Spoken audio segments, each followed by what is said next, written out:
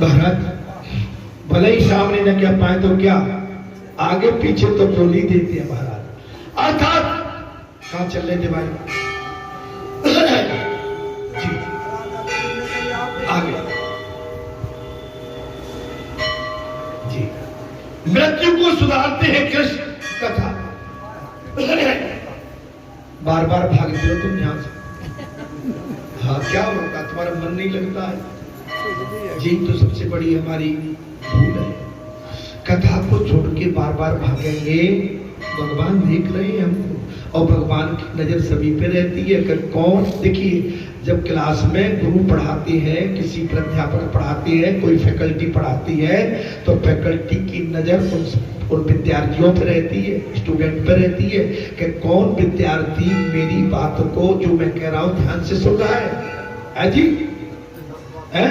2 + 2 = 4 या 2 + 3 = 5, समझ में आई? तो वो तो चक्कर में पड़ गए यार महाराज। समझिए, ये विद्यार्थी जब बार बार उठ के भागते हैं तो वो फैकल्टी समझ जाती है इसका मन नहीं लग रहा। आज हम सुंदरकांड कर रहे थे, अब सुंदरकांड करते करते हम 40 दुआ हमने कह लिए, बुरा मत मानना कोई, 40 दुआ के बाद बोले महाराज कहो,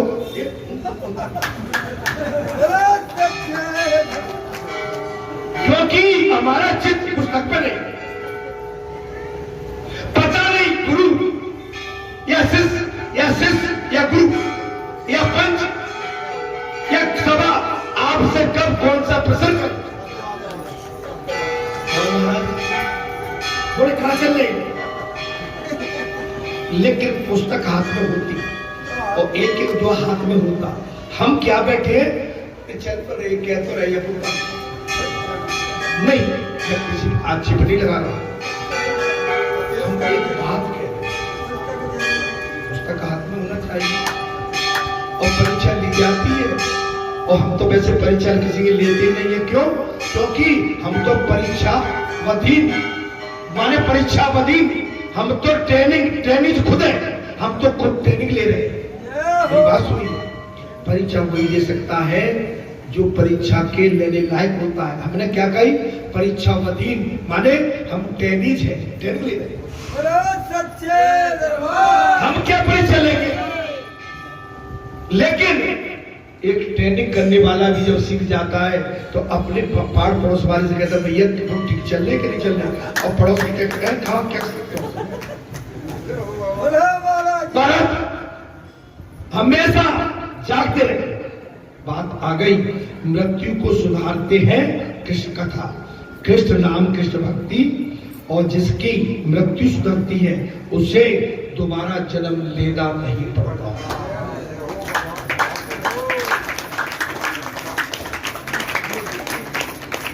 आप अब अपनी मृत्यु को सुधार ले, मौका पड़ा, मौका हमारे सामने।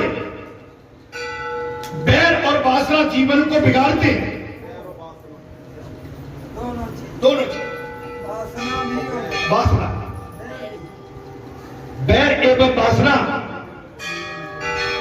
ईर्ष्या, ये बिगाड़ते। उनको दूर होने पर ही, उनके दूर होने पर ही जीवन और मृत्यु उजागर होती है। जब तक बैर और महाराज वासना नहीं जाएगी तब तक मृत्यु आपकी हमारी सुधरेगी नहीं।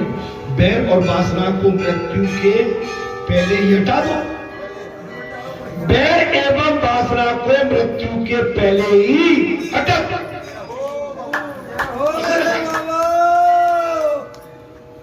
बैर एवं वासना हटा, अन्यथा मृत्यु बिगड़ जाएगी। बात समझ में आ रही है? लेकिन आजकल बैर और वासना का तो महाराज पुटरिया की पुटरिया सबके घर में भरी पड़ी, मूड पे धरे घूम रहे। तुम बैरी को बंधित करो, बैरी को भी बंधित करो। भगवान सुखदेव ने कहा आपका जो पक्का दुश्मन है उसे भी बंधित करो। फिर भी वो बैर बना रहे तो उसके पाप का साझीदार तुम्हें नहीं बनना पड़ेगा। फिर भी यदि वो तुमसे बैर नहीं हटाता तो फिर तुम उसके शरीक। हम ये बात कई बार कह चुके हैं। देखिए, कुछ तो लोग कहेंगे, लोगों का काम है कहना, अच्छाई में बुराई निकालेंगे, उनका काम है कहना। आप बढ़िया दुल्हन को कपड़े पहन के आए, फिर भी कहेंगे महाराज जा मैंने कालो कालो चिट्टा और तीसरा। और महाराज ने कपड़ा धो धो कह रहा कपड़ा छान लो और कालो चिट्टा नहीं निकले। वही काला चिट्टा निकलने के लिए भी टाइम लगेगा। तो मेरा आप सभी से अनुरोध है, लोगों को कहने दो, आप अपने लक्ष्य को अपने सामने रखें और घबराने की जरूरत नहीं है किसी से। अगर आप सत्य मार्ग पर हैं तो मैं वचन देता हूं कि काल भी आपको टच नहीं कर पाएगा।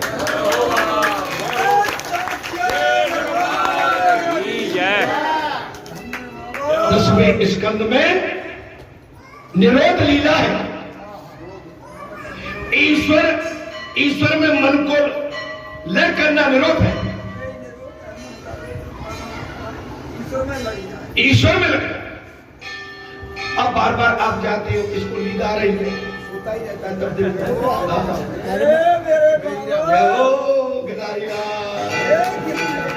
तुमने तो भैया 7 दिन गोवर्धन उठाओ गिरधारी, अब सो क्यों रहे हो?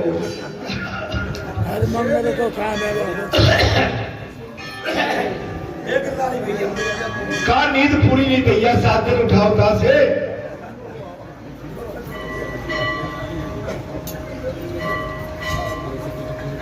प्राप्त नहीं कर पाते। महाराज श्रीखंड को अपने हृदय में रखोगे या श्रीखंड के हृदय में बसोगे तो मन आपका निरोधक हो जाएगा। भगवान को हाँ, बार बार भागना, बार बार बातें करना, इधर उधर की सोचना, इससे बचो। जो समय मिला उसका सही उपयोग करो। धरती पर दैत्यों का उपद्रव बढ़ गया था महाराज कथा। धरती माता पर दैत्यों का उपद्रव बढ़ गया है, लोग दुखी होने लगे। धरती से ये सब सहा नहीं गया। धरती पर पाप, दुराचार, अत्याचार, अनाचार बढ़ गया और लोग दुखी होने लगे। संत समाज, महात्मा समाज, जनता जनार्दन इनके उपद्रव से दुखी होने लगी। धरती माता से ये सहा नहीं गया। उसने ब्रह्मा जी की शरण ली है। ब्रह्मदेव ब्रह्मलोक से नारायण के पास आए हैं और पुरुष युक्त से प्रार्थना करने लगे, महाराज नाथ अब तो कृपा कीजिए, आप अवतार लीजिए। भगवान ने ब्रह्मा जी से कहा कुछ ही समय में मैं वसुदेव देवकी के घर पे जाके प्रकट हो जाऊंगा।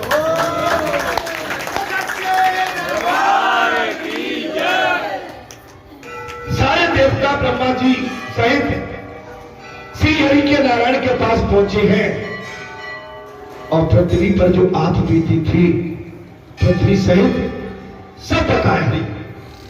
भगवान ने आश्वासन दिया, बोले ब्रह्मा जी आप पृथ्वी माता को भी बोलिए, सारे देवताओं को कहिए मैं बहुत जल्दी ही कुछ समय पश्चात वसुदेव और देवकी के घर प्रकट हो जाऊंगा। मेरी सेवा के लिए तुम देवकी अवतार ले। मेरी सेवा के लिए तुम सारे देवता मृत्युलोक में जाके अवतार ले। कथा समझ में आ रही है कि भगवान ने स्वयं कहा मैं वसुदेव और देवकी के घर जाके अवतरित होने वाला हूं। हे देवताओं तुम सभी जाके मृत्युलोक में मेरी सेवा के लिए सभी जाके अवतार लो।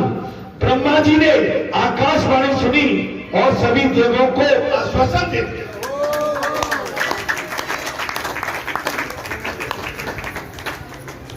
ब्रह्मा जी ने भगवान श्री हरि के मुखार बिंदु से आकाशवाणी हुई और ब्रह्मा जी ने इसकी सूचना सभी देवताओं को दी। इधर मथुरा में विवाह करने के लिए वासुदेव आ गए। इधर क्या है महाराज भाई, अब अवतार कैसे ले?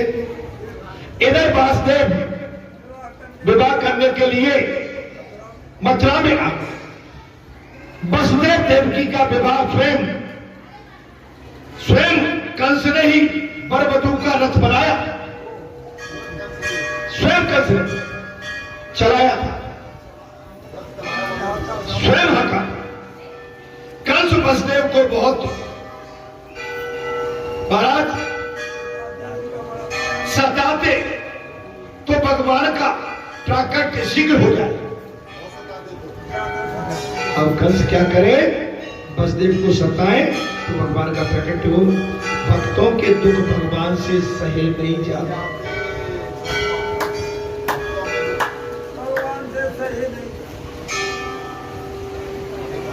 आगे जन जी,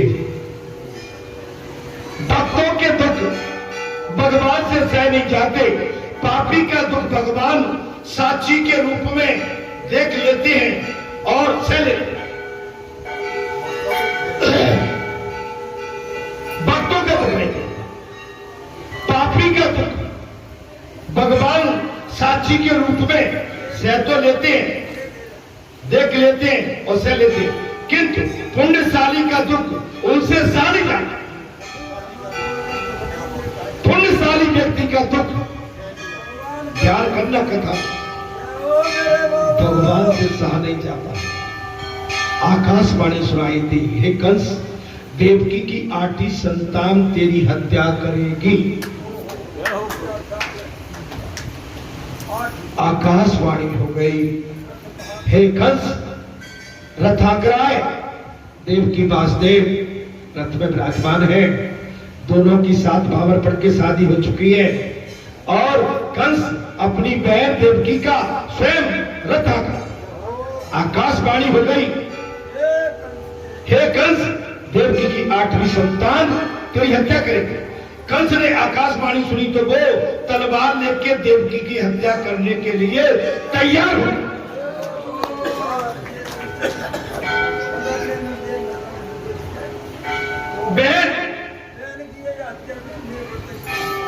बहन की हत्या करने के लिए कंस तैयार हो तो वसुदेव उसे समझाने लगे, जो आया है वो जाएगा, जिसका जन्म हुआ है उसकी मृत्यु भी होगी। इसलिए तो महात्मजन मृत्यु को टालने का नहीं, सुधारने का प्रयत्न करते हैं। टालने का नहीं, सुधारने का प्रयत्न करते। मृत्यु का निवारण असंख्य है महाराज। शरीर का नाश तो होगा ही, बैर न भाई, शरीर का नाश तो होगा लेकिन बैर न, बैर या सुख की वासना मृत्यु को भ्रष्ट करती। बैर और सुख की वासना, जैसे एसी नहीं छोड़े गर्मी में, गौरी दोपहरिया में एसी में पड़े हैं, बहुत से तो भाई अभी गर्मी में निकलते ही नहीं थी, मर गए। हाँ, कौन निकले? अच्छा, एक दिन सेवा कर जाते हैं, मर गए।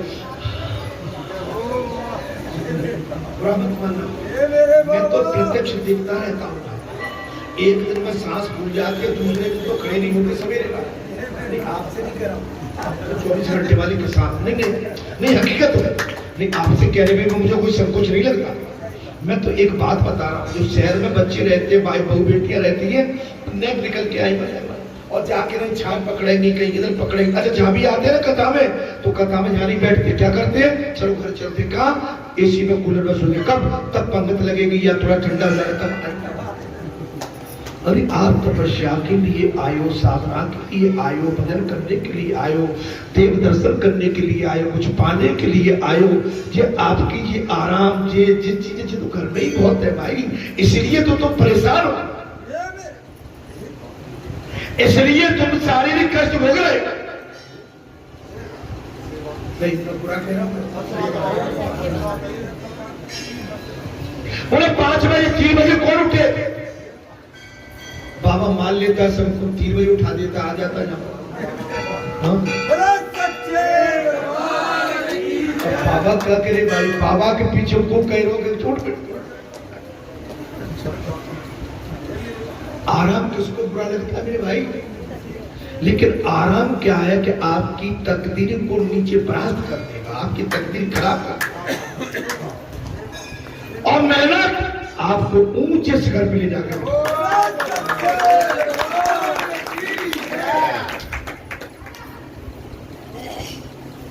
आप मेहनत करना सीखिए। अगर किसान खेत में हल नहीं चलाएगा तो फिर नाच कैसे पैदा होगा? मजदूर तपती हुई तमतमाती धूप में अगर रोड पर काम नहीं करेगा तो शाम को मजदूरी कैसे प्राप्त करेगा? भैया ये जीवन ही संघर्ष है, जीवन संघर्ष है।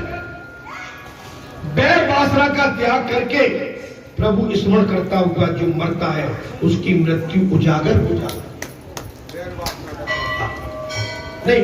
बैर वासना का त्याग करके प्रभु स्मरण करता हुआ मरता है, उसकी मृत्यु उजागर हो जाती है। देवकी की हत्या करने से तुम अमर नहीं हो सकते। वसुदेव ने कह दिया, बोले भैया कंस भैया, तुम अपनी बहन की हत्या करने से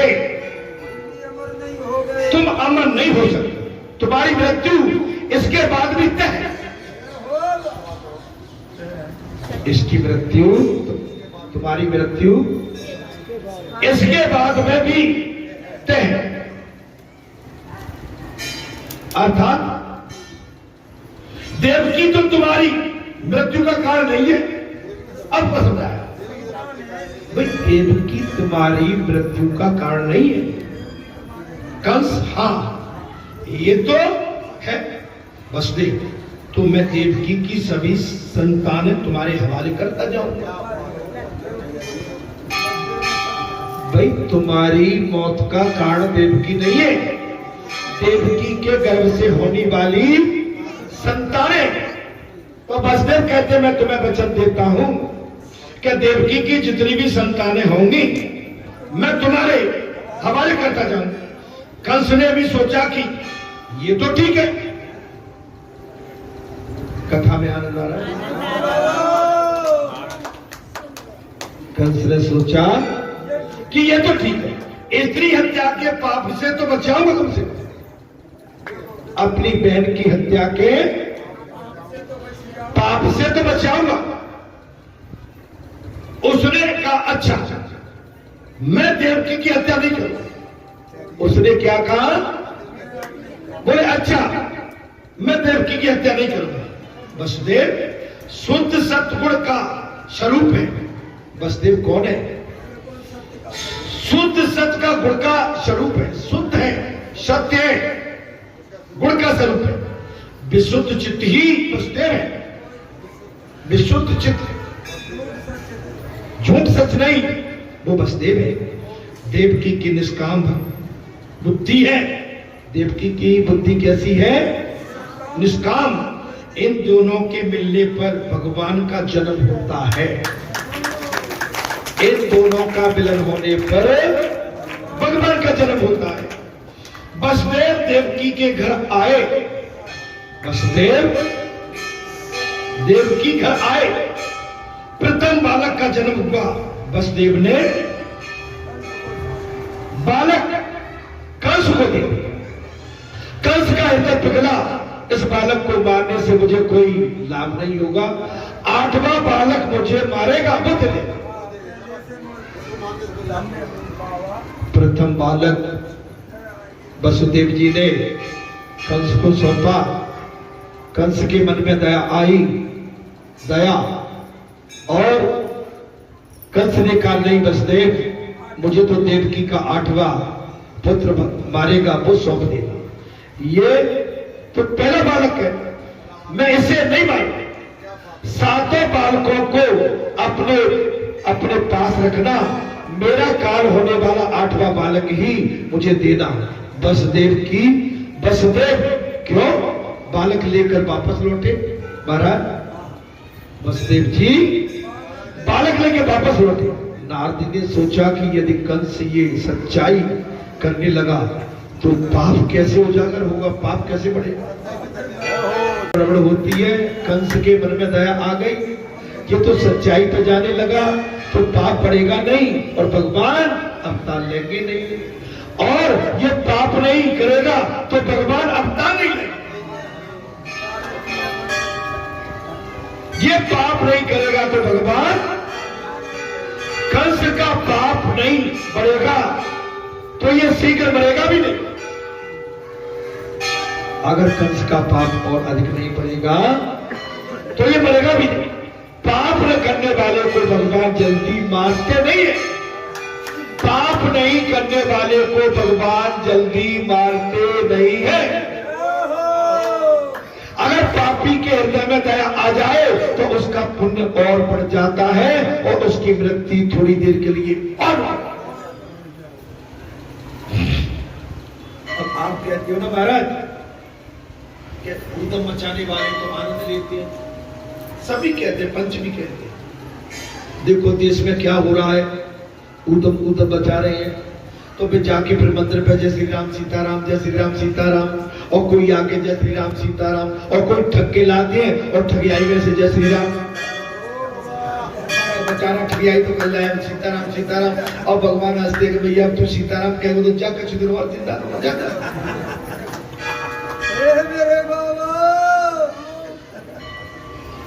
जब तक पूरी पाप की गठरी पक नहीं जाए तब तक उसका अंत नहीं। अब मैंने कही ना कभी चोर भी जाके माता पे घंटा चढ़ा देते हैं, डाका डाला और चकाली मैया पे, मारने वाली मैया पे, रत्नबारी पे 1 घंटा टांगे आए, घंटा बज रहे हैं और माता की चक्कर करे, माता क्या और चोरी करते मरो।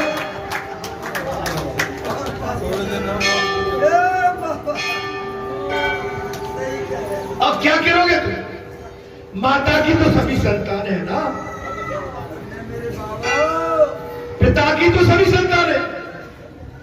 वाल्मीकि डकैत थे, उनको जाते वाल्मीकि डकैत थे, डकैत होने के बाद वाल्मीकि भाई ब्रह्म समान मिल गया। नारद जी की दया हो गई, महाराज ये तो मरेगा नहीं। अर्थात ईश्वर तो किसी को भी मारना नहीं चाहते।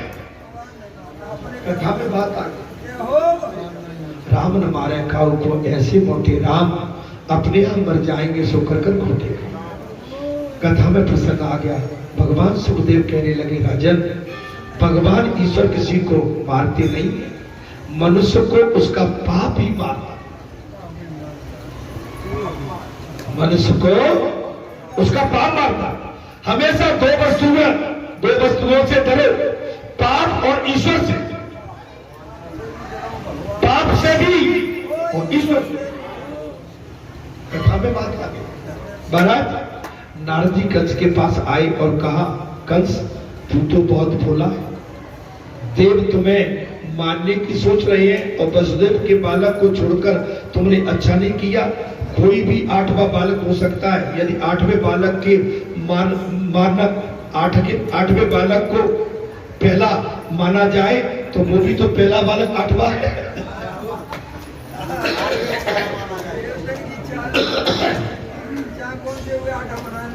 वो तो चाहे 2 से 8वां कर देंगे। तू बोला है कंस ने, तो क्या मैं सभी बालकों की हत्या करूं? नारद जी ने सोचा कि यदि मैं सहमति देता हूं तो मुझे बाल हत्या करता। अगर मैं सहमति देता हूं तो मुझे बाल हत्या का पाप लग जाएगा। दूसरे को पाप की प्रेरणा देने वाला भी पापी होगा। दूसरे पापी की हाँ में आने वाला भी पापी होगा।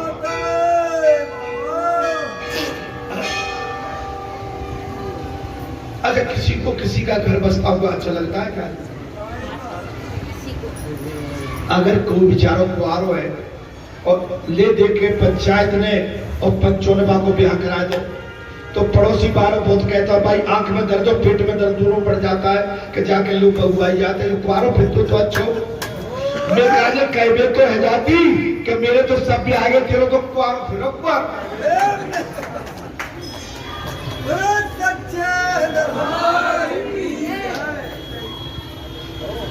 किसी को अच्छा नहीं लगता।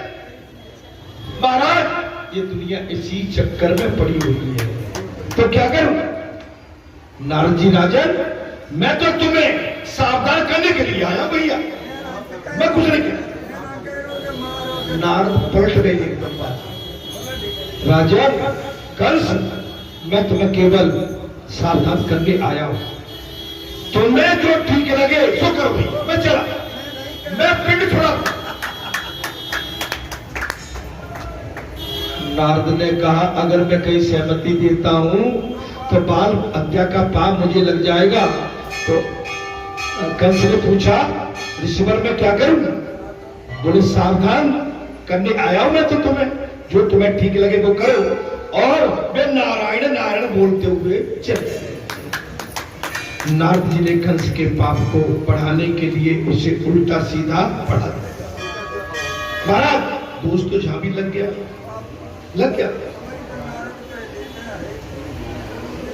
भाई। एन आपने मुझसे नहीं किया तो क्या, लेकिन वो भाई देव शक्ति और स्वयं भगवान चाहते।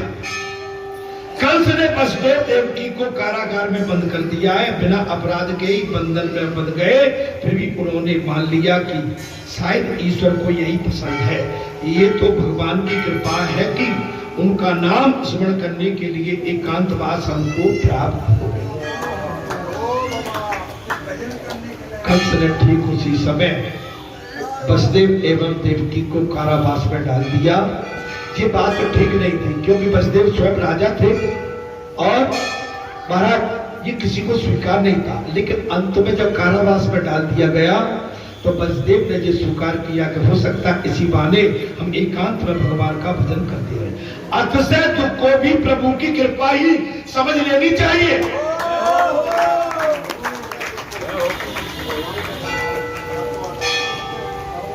अतः तुमको भी भगवान की बड़ी कृपा मांगो। लेकिन आजकल तो अक्सर दुख के बाद मर गए रोते फिरे, अपने कर्मों को नहीं देखते, अपनी गंदी नियत नीति को नहीं देखते, अपने गंदे मन के विचारों को नहीं देखते, अपनी गंदी हरकतों को नहीं समझते और जाके भगवान पर दोष मरते। कुछ गलत तो नहीं बोल गया मैं भाई? बोर हो गए शायद आज, नहीं लग तो मुझे ऐसा ही रहा। अब भैया कथा अच्छी चल रही है, अभी भजन भी सुनेंगे और पानी भी पड़ने लगा। अब तो मैं कैसे छोड़ दूंगा?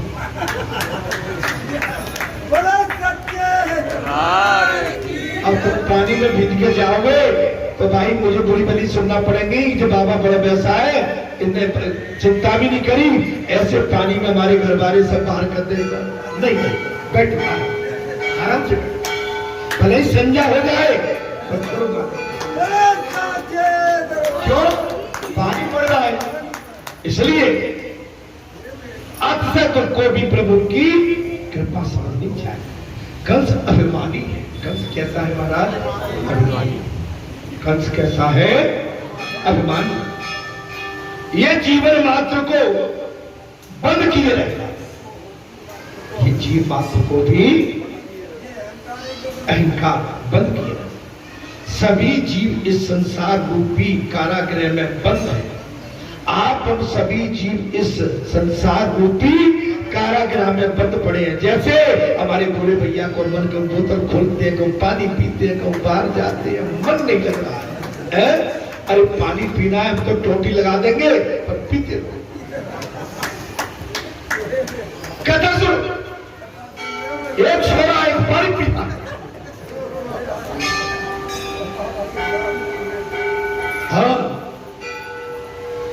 हम सब बंदी है।